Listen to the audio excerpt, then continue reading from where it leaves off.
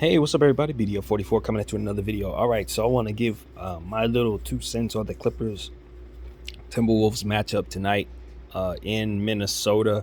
Playing tournament winner goes on to be the 7th seed and play I think it's the Memphis Grizzlies.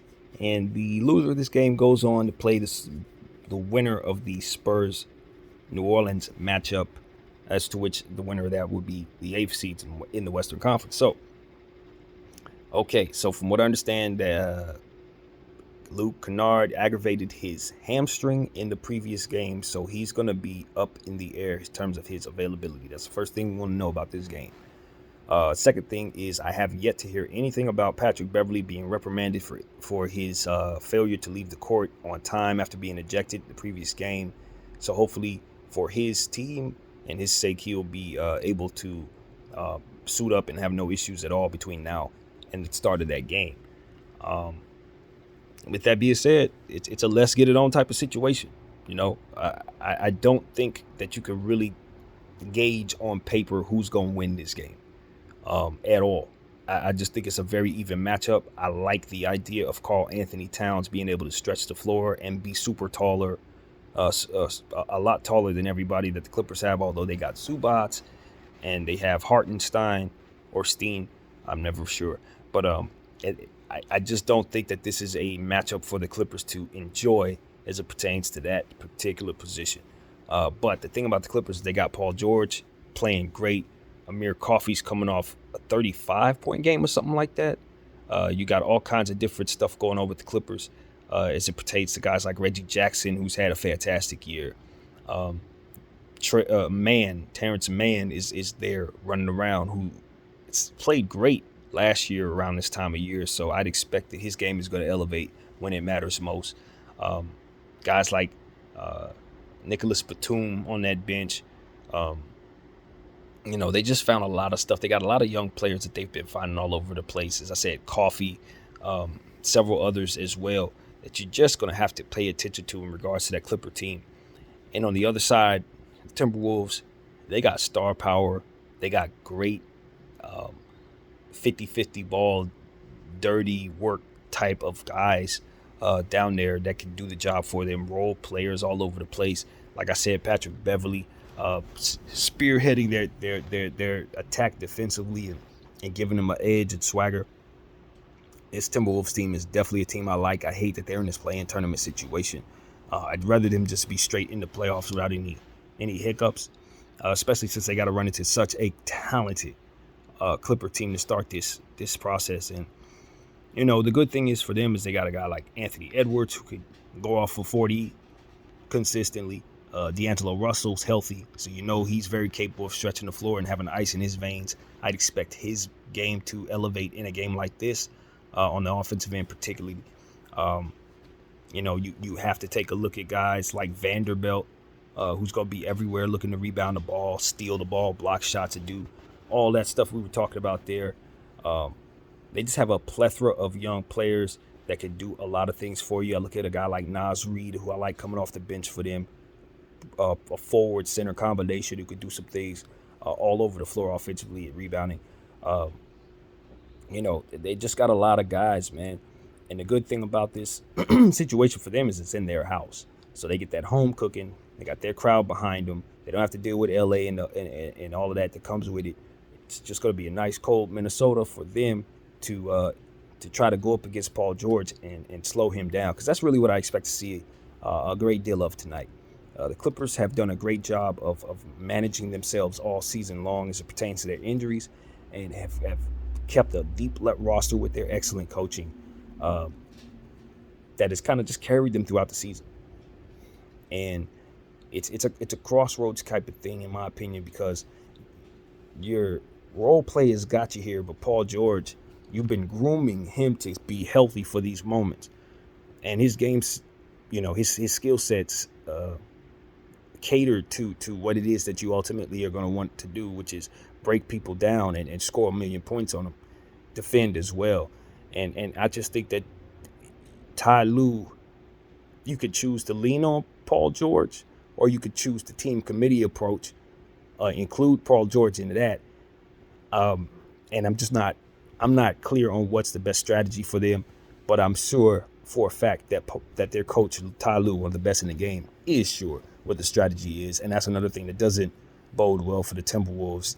You're just going up against Ty Lue, man. You know he's going to strategize against you. You know he's going to put lineups on the floor that have been unorthodox. You know he's going to adjust to whatever it is that he sees. So you're not going to enjoy success for too long if he can stop it. And that's the type of thing that you have to deal with. I don't know that those strengths necessarily cater to him in a 1-game series, but more so in a 7-game series. But I can tell you this, you don't want to face him at all. And that's what the Timberwolves got staring, at them right now is Ty Lue and all of the schemes that come against you going against him. Good thing for the Timberwolves, of course, is that they have Patrick Beverley in their locker room, who obviously knows the Clippers like the back of his hand. I could argue he bleeds red, white, and blue, and this should be a very emotional basketball game for him. Lucky enough, again, it's in his building, not at Clipperlands, because I think that would have been a bit too much. But at the end of the day, you are looking at a situation where I expect Patrick Beverley, if he isn't suspended between now and the start of this game, to have a massive, massive impact on it. This is just a Patrick Beverley type of situation for a plethora of reasons. And he's going to be ready. So that's what it is, man. Karl-Anthony Towns, Anthony Edwards, D'Angelo Russell, Paul George, Terrence Mann, all the Clippers, Zubats I'm paying close attention to. Those centers are going to have to be very, very active for the Clippers, of course, in stretching out to the three-point line defensively and making sure they stay on top of Karl Towns. If he has that set shot going, he hits 1, 2, 3, 4. Listen, it's going to be a very, very long night for the Clippers. You can't let Karl Towns have the kind of night that changes your life. You can't have him go off for a legendary night tonight and expect to win the game. And I'll tell you this, New Orleans is a talented team. CJ makes them different, in my opinion. Whatever you thought about New Orleans throughout the season, now they have a real closer on top of B.I. And, I think that Trey Murphy kid there's a game somewhere in him that could give you 30 all from behind the arc. So you have to be careful with him. But I think the San Antonio Spurs are the team that you don't want to see. If San Antonio happens to win that play-in game and they slip into this situation, play one of these two teams, they could upset them. San Antonio's not supposed to be here, but they have the talent in a 1-game situation to upset anybody. And so this is an important game for a plethora of reasons, because I don't think either one of these teams really want to have to face Popovich in a 1-game situation. Absolutely not. So, do or die for both teams, in my opinion. You just don't want to even enter those conversations about having to deal with that. So that's what it is, man. Clippers, Timberwolves. It's going to be a good matchup. It's going to be a spirited matchup. This is playoff basketball. And I think the matchups fit one another. I think you're going to see a lot of diving on the floor for loose balls. You're going to see a lot of screaming at referees. You're going to see a lot of physical activity. You're going to see big stars making big plays. I would say that the Timberwolves have a bit more talent offensively than the Clippers do right now, given the fact that they have all their stars intact. It's going to be important to see what the Clippers do in terms of their rotations. Obviously, if Luke Kennard's injury is going to flare up, or if he's not 100% healed from what he strained in that last game, that's going to affect a lot, because he does a lot for them, and it's a very difficult player to guard when he's right. So, this is an interesting situation, man. The Clippers are a bit undermanned. They're a bit hobbled, and just a bit. And I wonder if it's going to hurt them on the road here against a team that has so many different weapons coming off the bench. I think of a guy like Terry McLaughlin, who could come in and have 15 points off the bench. Like, that's the thing about this particular Minnesota team. They have a lot of role players that can come off the bench and do different things and just make things really difficult for this Clipper team. So, we'll see. I mean, if I'm a betting man right now, I just feel like Minnesota's going to have to make the score lopsided somehow. They're going to have to get some distance between them and the Clippers, because if it's a tight game, even though they got ice in their vans over there, they do. I think D'Angelo Russell could potentially hit a big shot in a game like this. But all in all, I just look at Paul George and say I expect him to hit a big shot in a game like this. Now, granted, this is Paul George. He tends to fall asleep in situations just like this too.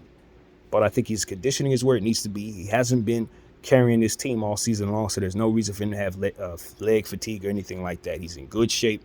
He's been rehabbing that injury. He's 100%. He's been putting up big numbers, and he should be fresh for these playoffs. And I think that should cater to him being ready to go. So if ever I expected to see a good Paul George, I expected to see it tonight. So that's what it is, man. I think Paul George is going to get the win for the Clippers tonight on the road in Minnesota. I think it's going to be a hard-fought game. I think Reggie Jackson is going to have to show up. He's had some games where he hasn't played lately. I don't know where his rhythm is, but if he comes in playing like he did throughout the beginning of this season and at the end of these playoffs last year, then the Clippers are going to have a good time tonight.